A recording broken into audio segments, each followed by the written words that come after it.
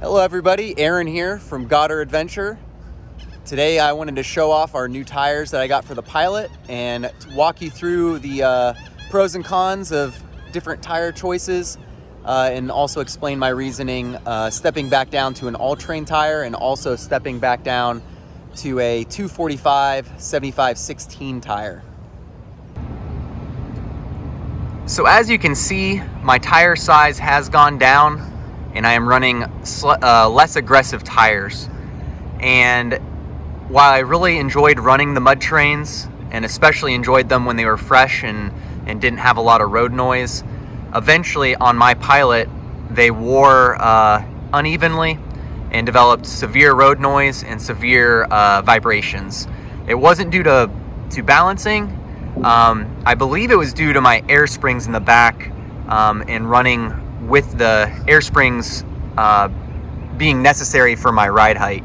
Right now, the Pilot, as it sits right now, doesn't need any air in the air spring to have this height, and I'm just going to use the air spring to compensate for any kind of load changes in the future. For the trip to Florida coming up, I suspect that the rear will droop a little bit when we have a full vehicle, and I will use the air springs to compensate and keep my alignment true the way it came off the alignment rack. So the mud terrain tires that I was running, the Yokohama Geolander G003 mud terrains, they are definitely like the coolest tire on the market as far as aesthetics, in my opinion. They are just the bee's knees. They gave us amazing off-road traction.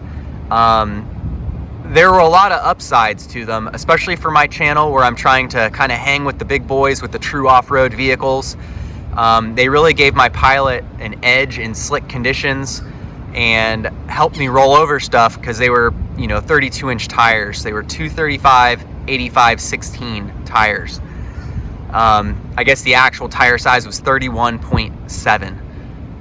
They required cutting to fit on the Pilot, and they also required, with my old original OEM rims, they required cutting the original spring perch. The stock spring perch actually interfered with that tire size. So those are some serious downsides to those who aren't modifying their Pilot as heavily as I am. But another downside to running those tires is that they only came in a load E range and they weighed 50.5 pounds each.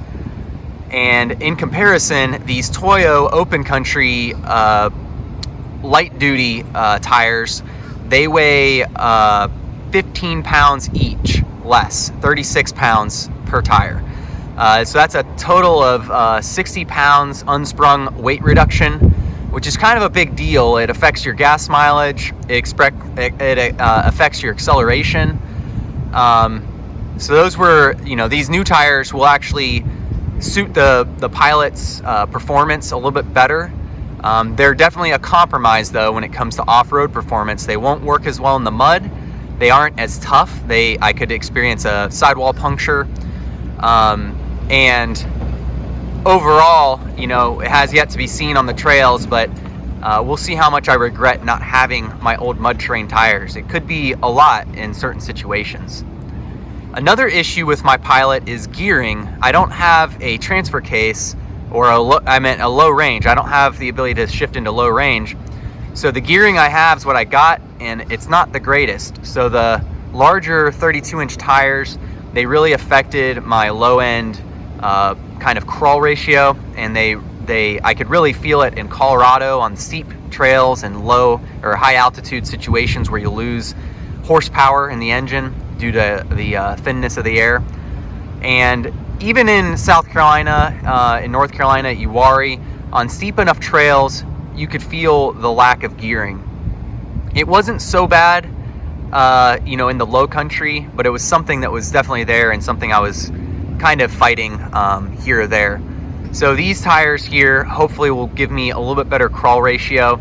Still not the best, but maybe better. I'm looking forward to a future trip out to Colorado to test the theory and kind of see how much of a difference they make.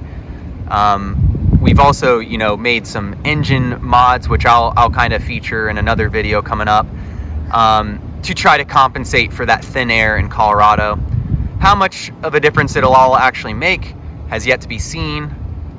Whether I could make it to the top of Imogene Pass is unknown and untested. But I was a little worried about these new tires looking really tiny, going back from the 31.7 tires down to the 30.5 inch tires. But overall, I think they still have a nice aesthetic. Definitely doesn't look, you know, out of the ordinary compared to other vehicles you see on the market. A lot of pickup trucks and different trucks have, in my opinion, very tiny tires stock. So I think these look just fine in that regard. I was able to kind of paint my wheels, give them a little bit of touch-up paint since we had kind of marred them up a bunch. And other than the lug nuts being a little rusty, I think that turned out great. And overall, the aesthetic, I think, looks good. I was really worried about it kind of looking wimpy or not looking, you know, channel worthy, if you will.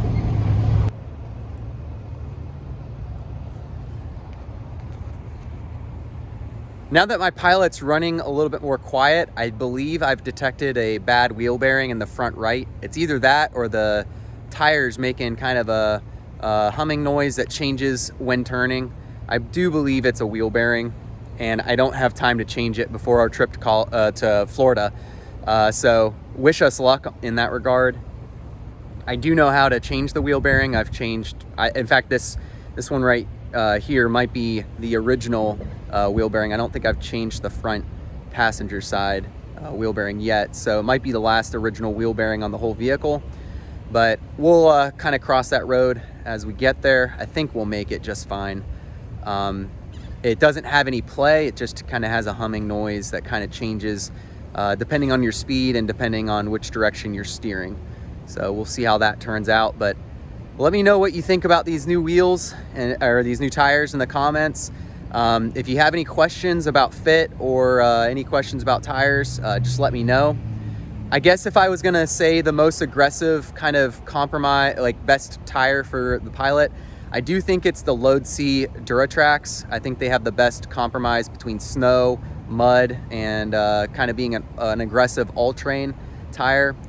That being said, I can't find the 245/75 16s for a good price. They just seem really expensive compared to the Toyos or the Falcon Wild Peaks.